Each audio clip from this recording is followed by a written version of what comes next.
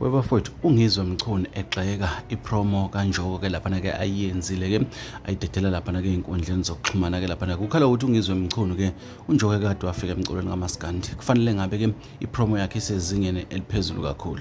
ekhala ke nangendlela ke ayacule ngayo ke kule game kodwa ke angingaze ngigeqa amagula nanto double cwele ungizwe Mchunu la ayisholo khona yena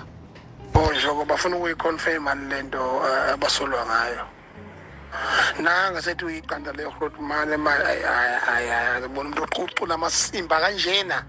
ay umkhaya mina ngiphoqele mina umkhaya ay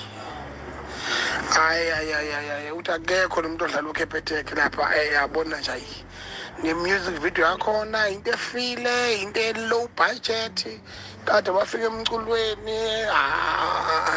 bayithola imali bayidla nezifebe bangaganwa bangakha abangenza lutho nje balendelana nomfana omncane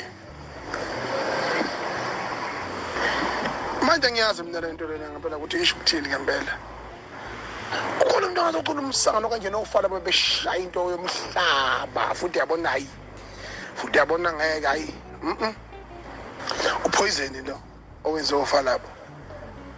hawu alashaya ngisho on goal egcekeni eyimadoda hawu inyoka hayi impi ayingeke bafana bakithi ngeke yabona izingane zikaShobeni zinetalent elisimangaliso futhi tifana nazo ikhule zimele bese zihambe incika ukuze zikwazi ukuthi into yazo iqhame kahle ingabi namabibi eceleni ngoba ukuthi uthola ukuthi khona isidalwa sakhe nje singayifuni into eyinonsense kodwa manje yena uncike kuyo manje ke ayiphetha fonqama ngaye lutho nje uhlulwa yini unjoko ukuba creative enough ashaye into eyenziwe Osminoff mfethu beshamara shawa i-creativity bethi babe khona bezimpilo ngehlozo labo noNkulunkulu basaya kude konke lokho